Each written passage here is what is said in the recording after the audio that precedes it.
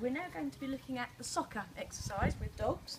So there are many stages working with the soccer exercise, because the first thing we need to do is help our dogs to really get interested in what we're working with, which is the ball. We need to start with a ball that's suitable for the size of the dog that we're working with.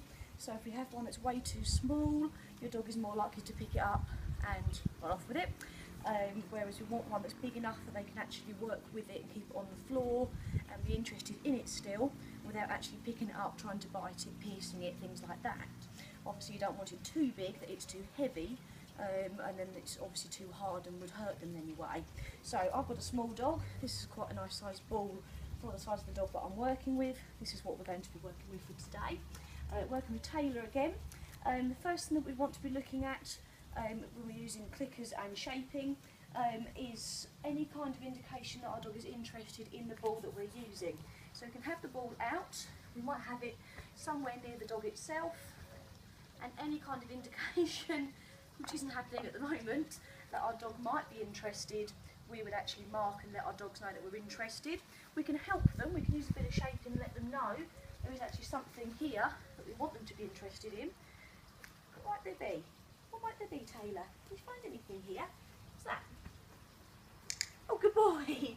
And if they happen to go over to it, if they happen to sniff the item, it might be they go and have a little look and see what it is you've brought out for them. You would indicate that you're pleased about it by giving a click, or marking it by giving a yes or a good command, and giving your dog a treat and a praise, and let them know that yes, this is what we're going to be working with, and we want you to be interested in this item now.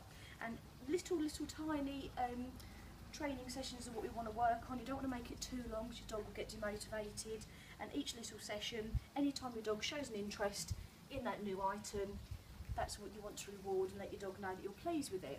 Then gradually, as your dog shows more and more interest, and every time that item comes out and they go, are you tired today? And they say, oh, that's that item, good boy. You can then ask for a little bit more from them. So it might be that when the item comes out, your dog goes straight over and sniffs it. It might be they go straight over and they put their nose on it, they might touch it in some way, and so that's what you'd be asking for. So it's no longer good enough, perhaps, that your dog just looks. You actually want them to go and make contact. So that's what you'd be waiting for, and that's what you'd be marking and clicking. So that's then what you'd be helping the dog with. Again, you can help them a little bit if need be. It might be you have to move it around a bit of shaping. Where is it, Taylor? What have we got here? What's this?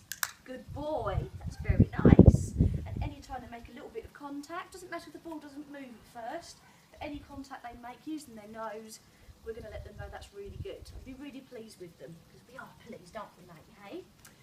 After that, again, we want several sessions where that's the case. We're then going to again ask a bit more from our dogs, and asking a bit more again will vary from dog to dog. It depends on how interested they are. Taylor, as you can see, is quite calm around the football, so asking a bit more from him would be that he maybe goes up to the ball and actually gives it a good push, and then from there I'd ask him to maybe give 2 push at a time. So for now I'm going to ask Taylor, can you touch? Good boy, that's very nice, that's very good. So I'm actually asking him to go and do it. And for a dog that's not overly excited about what we're doing, as you can see, that's really good. I'm really pleased about that. Taylor, touch. Good boy, very clever. So I'm going to keep to that for the time being. Once that becomes something we're doing regularly, I'm going to ask for more. So I'll then maybe say to Taylor, okay, I want a bit more from you now. You ready? Taylor, touch. Yes, and touch. Good boy, that's very clever. So I'm going to ask for 2 touches before we get that click and praise. So I'm actually then asking him to play a little bit more before he gets that big reward. So remember, right back to the start, he got the praise for just looking at the ball. Now he's got to do 2 touches of the ball before he gets that reward at the end. Okay?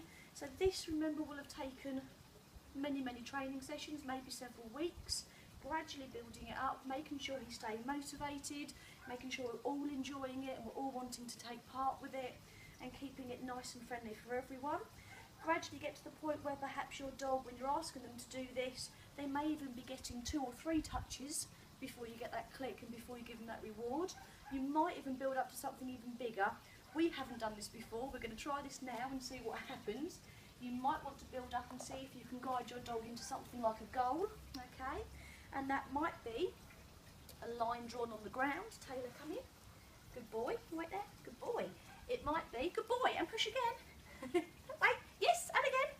Yay! Nearly. Good boy. Good boy. 2 treats for that one. What a clever boy. It might be something set up with cones. It could be the difference between the grass going onto concrete, but something that looks like something different, and your dog can see there's a clear difference there. You could actually start getting your dog to start moving towards a goal, and then they get the reward. So Taylor's tried to get the goal there without realising it. He got several pieces of a treat for that one. I'm really pleased with that. And he'll start realising, when we do this several times, that if he gets the ball to come somewhere there, he gets more food for it. Come in. Good boy. Gonna wait there. Wait. And touch. Touch. Good boy. Try again. Touch. Yes, good boy. Yeah, there's a good boy. That's nice. And so what he'll start learning is if he touches the ball in that direction, he gets a reward. But if he gets it through them 2 cones, he gets the jackpot, and he'll start learning to aim in that direction. It will take time, but I'm sure we'll get there, won't we? Okay? So that's how you gradually build up the soccer game.